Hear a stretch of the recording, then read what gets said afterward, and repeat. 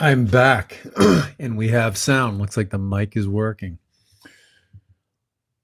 So, what I want to get into today is it's kind of a congratulations for the world, really, particularly the Western world. So, it looks bad, but this is really going in a good direction.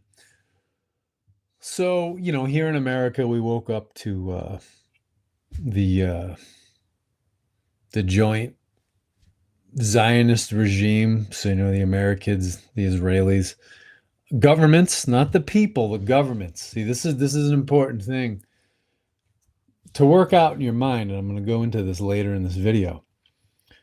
But the Zionist regimes in America and Israel got together, and they're bombing sort of key centers of gravity for the Iranian regime. So they're going after the military and the political leadership to basically cut the head off the snake in Iran.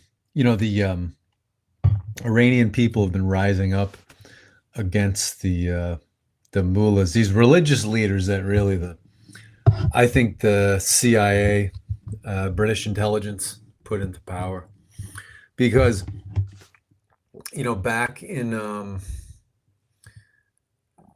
back before the Shah was overthrown, Iran was basically a Western country, and it was very modern, and normal people just got sick of the Shah's bullshit, and the Shah's regime was installed on behalf of British Petroleum, but by Central Intelligence. Because the American military, American government, American intelligence services, they all work for British corporations that are fucking ancient. And the American ones are they are subsidiaries of these larger British banks and British companies. Federal Reserve is a great example. So regular people back in the 70s were rising up against the Shah's government. And all of a sudden, 14-year-olds with assault weapons from way out in the fucking desert, way out in the countryside, were suddenly in the middle of Iranian cities. And they were the religious police. They were the Sharia law police. And it's like, well, who the fuck coordinated that? I don't think a bunch of backward Islamic leaders coordinated that all on their own, because the Islamic world is very inherently lazy. They don't really have their own economies, They don't have their own automakers, for example. They buy things from other countries, and the only reason that they're not piss poor anymore is because they have oil under their feet that Western companies wanted. So, yeah, basically in Iran, the people got sick of the Shah's regime, so the intelligence services from America and Britain just installed the religious government. And it destabilized the Middle East and gave them a bad guy to frighten the world with. So anyway, really the Zionist regimes in America and in Israel are trying to cut the head off the snake, and they're posing as liberators, as usual. As usual, they're posing as liberators, like they're going to free the Iranian people. They're just they're trying to bring Iran under this Zionist sway, But and what this looks like, oh, we're going back to the days of the Iraq War and all this bullshit, and we're going to have this horrible war. It's like, I don't think they can hold it together.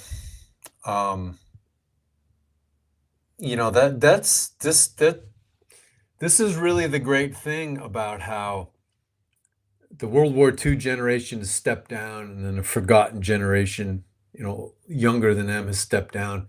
Now the baby boom, Gen X, and the millennials are running the world right now.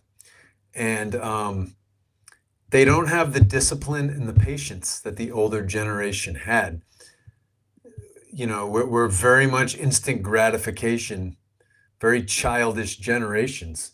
So not only can these generations not do things sort of on the sly and very gradually and patiently? But they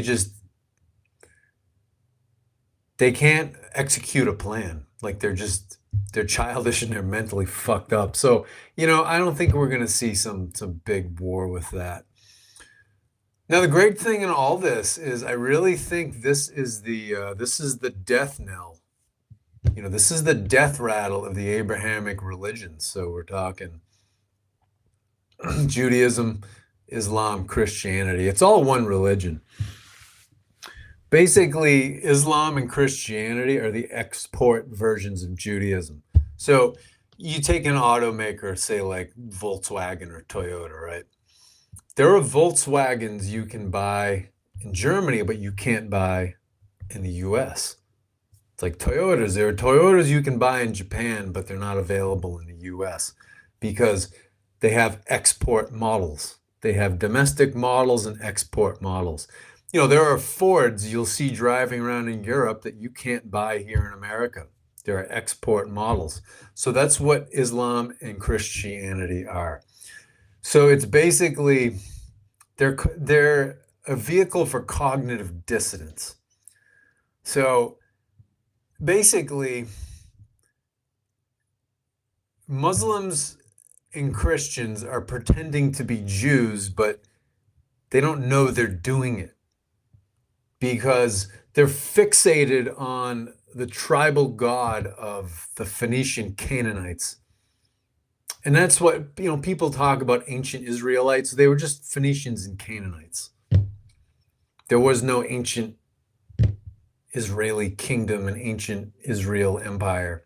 That's all, those are all Bronze Age fairy tales. So Muslims and Christians are all fixated on this Hebrew tribal god and not on their own. So what this has done with these religions, which are they're multinational corporations. What they are is they're tax-free REITs. So a REIT stands for Real Estate Investment Trust. So that's what these companies are, these religions, because they all own prime real estate in every city and town. They own real estate on major thoroughfares and major intersections in town that's worth millions of dollars, and they don't pay any tax. So that's all these religions are. So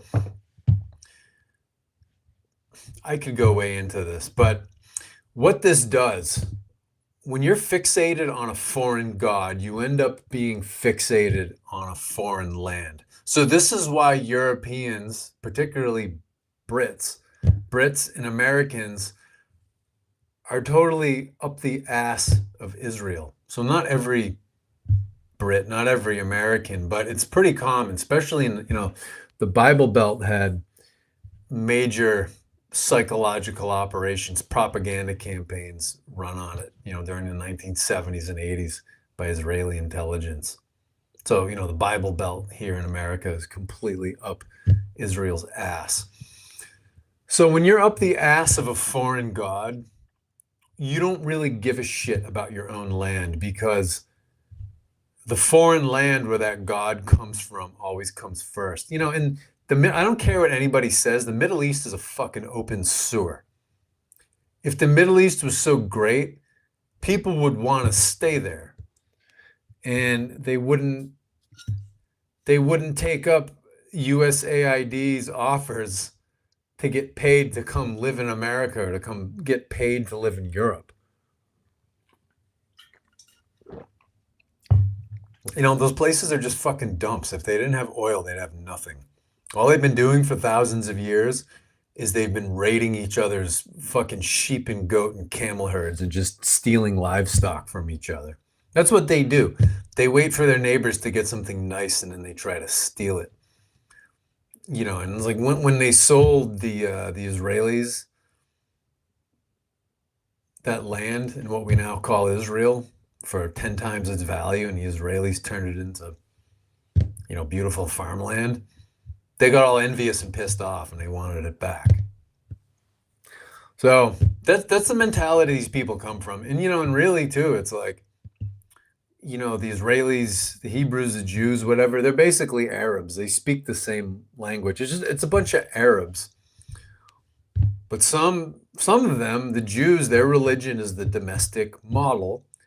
And then the Muslims, their religion is the export model. So it's just like a car manufacturer. All multinational corporations, same fucking thing. So when they exported this Jewish religion, they made the rules simpler, less elaborate. They sent a mind virus out into the world. And, the God of the Bible, this Yahweh Jehovah, complete demon, complete narcissistic demon. One of the first things he does is he helps his chosen people create racism and racial supremacy, because he tells Abraham, your descendants are going to be the masters of the world. They're going to be my chosen people. They're going to come first. They're going to come before everyone else, and everyone else is second class. And then you fast forward with Abraham, and Jehovah Yahweh gives Abraham a mafia initiation.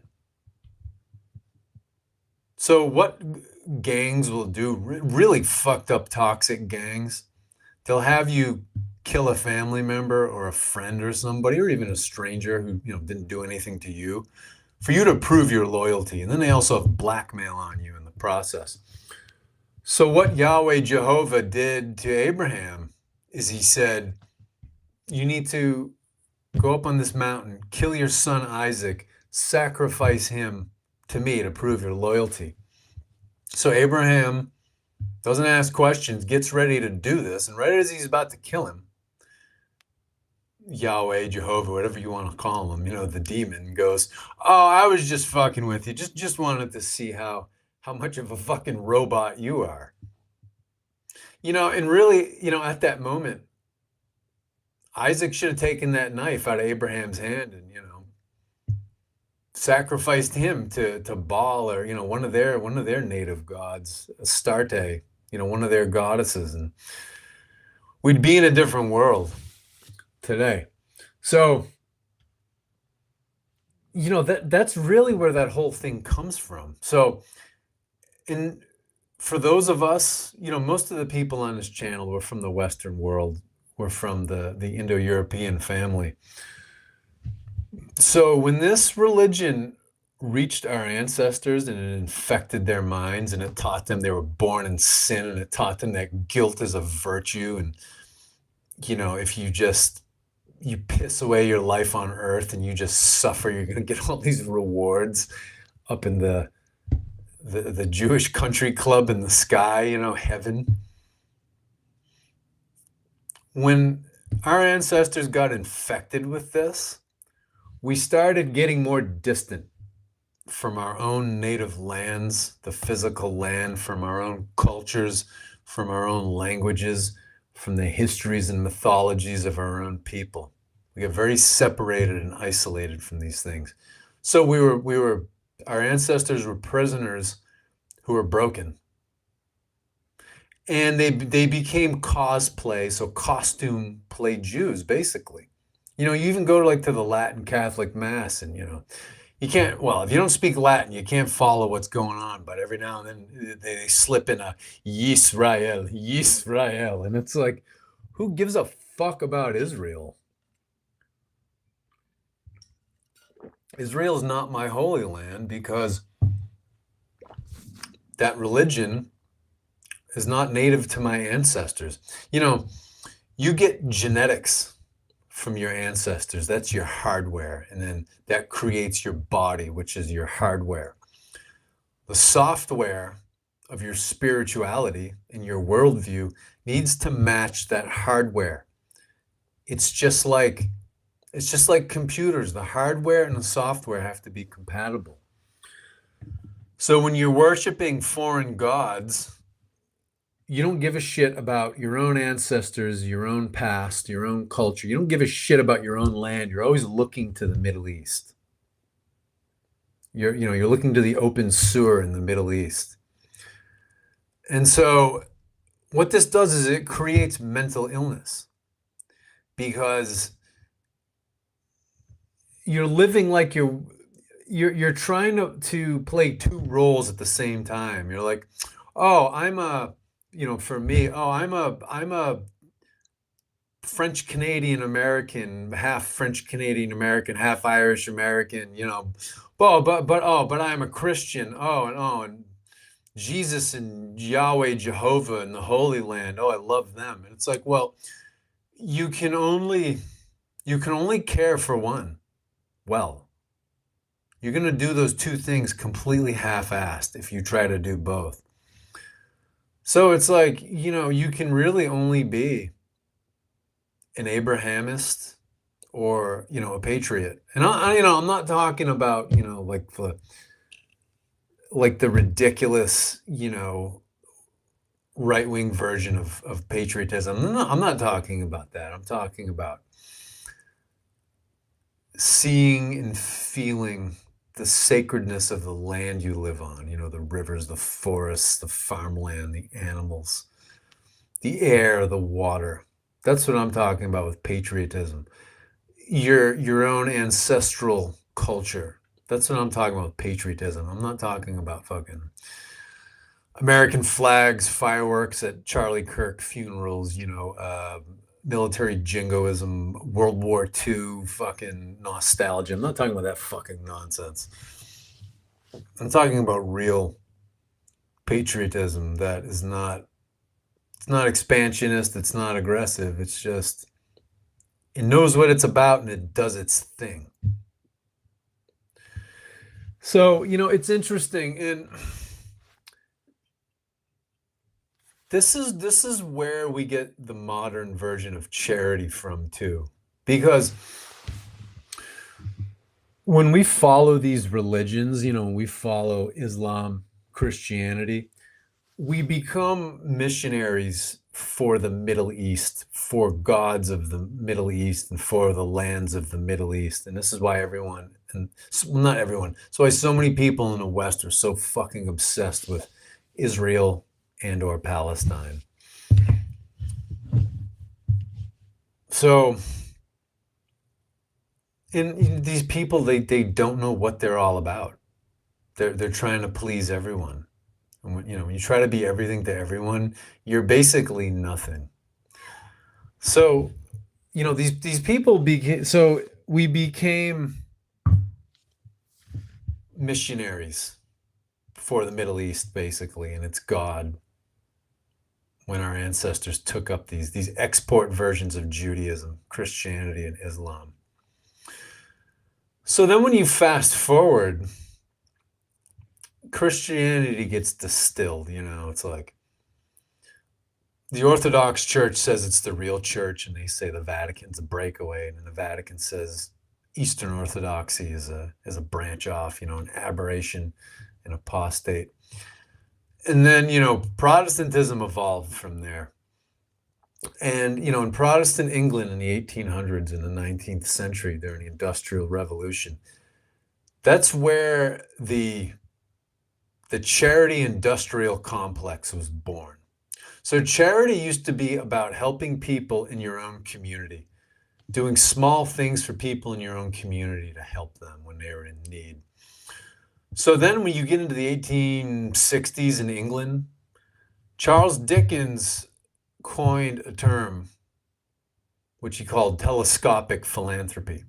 So telescopic philanthropy is when you ignore the people around you in your local vicinity who are in need, and you start looking in foreign countries hundreds and thousands of miles away to try to help and manicure their lives.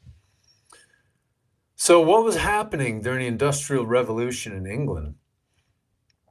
Tenant farmers were being driven off the farmland who lived there for centuries, many centuries, because the factory owners wanted more employees in the cities to work the factories and the mills. Sometimes the factory owners were the rural landlords, or sometimes they were different people, but they all ran in the same circles. So they were like, we need to get these bumpkins out of the country and into the cities to work these manufacturing jobs. Well, they drove too many people off the farmland and into the cities. So you had deplorable, and it was like this France was a big industrialized country.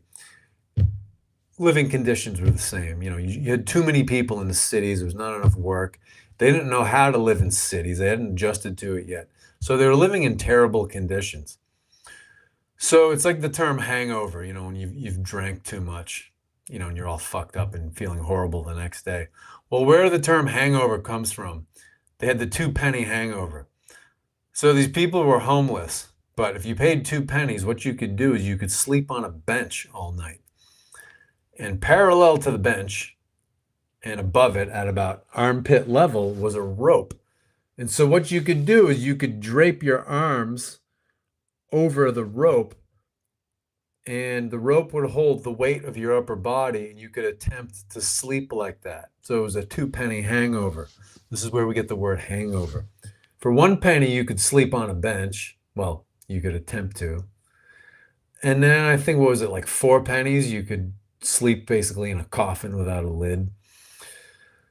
So in the midst of all that, the establishment, so not just the upper class, but the middle class, who's always trying to social climb, they wanted to take the working class's attention off of the deplorable conditions they were living under. So what they did was they started this telescopic philanthropy, and they started raising awareness of these poor people in Africa, and these church pastors who, in those days, it was like middle class and up were people who had formal education. So most of the pastors were middle class, upper middle class, maybe some upper class people, not so many, some more upper class. So these upper class people, like usual, got their marching orders from the upper class. That's just how it works. Because if you want the upper class's table scraps and you're in the middle class, you've got to do what they want. You have to work for their multinational corporations. So the upper class said to these middle class pastors, you need to get the working class's attention off of the conditions they're living under. So what they did was they started raising awareness of these poor people in places like Africa. And they were like, don't you know about the poor African babies with bloated bellies? Send them your money, So what it did was it gaslit these working class people in England. And no matter how horribly they were living, they were just like, well, I guess I should be grateful I'm not a bloated belly African baby, and I'm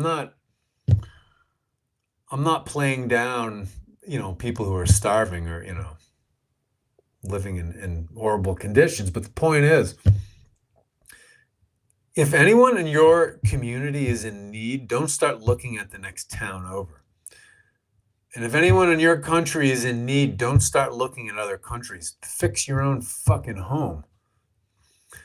So they were able to rope us into this telescopic philanthropic mentality of the charity industrial complex, because they already had our minds turned away from our own lands, because we're always like, oh, the Holy Land is so magical and so sacred, and well, you don't see the sacredness in your own homeland. So yeah, this attack on Iran, this is a sign of how fucking desperate these religions are: Judaism, Christianity, and Islam. And, Judaism is the master religion. So Christians and Muslims have a master-slave relationship with Judaism because they all have the same scriptures. Again, just export versions of the same product. So, yeah, it's pretty damn interesting. So, and then with Israeli intelligence bought TikTok, what they're doing with that is they're creating a database of people who are hostile to Israel, and to Judaism in general. Now, I have to point out, because the last 60 years of university education or less doesn't get people as far as it used to in terms of critical thinking. So I'm not saying all Jewish people are Zionists, far from it. A lot of people in Israel, perhaps a majority, are not Zionists, and they don't like the regime's shenanigans and bullshit. And a lot of Americans are not either, and a lot of Americans and Europeans are missionaries for Palestine. So yeah, so not everyone in these countries are Zionists, and that a skill we need to develop going forward is being able to tell the difference between a country, its government, the people, its corporations, its military, its intelligence services, because the mass media, the education industrial complex, they teach us to make broad, sweeping statements about subjects we don't know about. And we go, oh, those Germans, oh, the Russians. And it's like, well, who are you fucking talking about? Because the society is not a monolith. So not everybody's the same. So, and this whole thing too, where, people think that they understand how the world works because they've been watching a television for decades. It's like, give me a fucking break. So yeah, this is a good day. It's like, yeah, people in Iran are suffering from this, but it's the death knell to these religions, and good riddance. And people will eventually go back to their ancestral religions, what we call paganism. Iranians will, there are Christian dingbats in America right now who are saying, oh, the Iranians will become Christians when they throw off the mullahs. It's like, no, they won't. It's like they'll go back to being Zoroastrians, which is actually where monotheism was a mutation and an aberration. So Indo-Europeans moved into Iran and they created Zoroastrianism, and they created all this, there's only one God insanity. Well, actually two gods, because Satan is a god, because Muslims and Christians are the biggest Satan worshipers out there because they're always freaking out about Satan. So anything you hate, anybody you hate, you're actually worshiping. So that's tough to get through people's heads because people think they're fighting some glorious resistance by watching television and bitching about politics. They think they're in like the French resistance during World War II, or they think they're fighting against the armies of the Third Reich in Stalingrad. It's pretty it's mentally ill is what it is. Delusional too. So yeah, I'm gonna wrap that one up.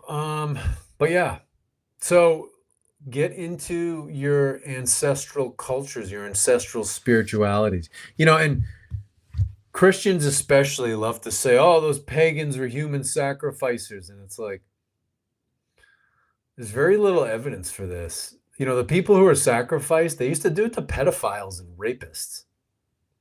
Because the idea was, well, we could use this person as, free labor for the rest of their lives because they owe our society a debt, but they're too fucking dangerous to be around anyone. So we're going to sacrifice this worker because we're having tough times and, we need to generate that energy. I'm not saying that's right, but that's how they saw it.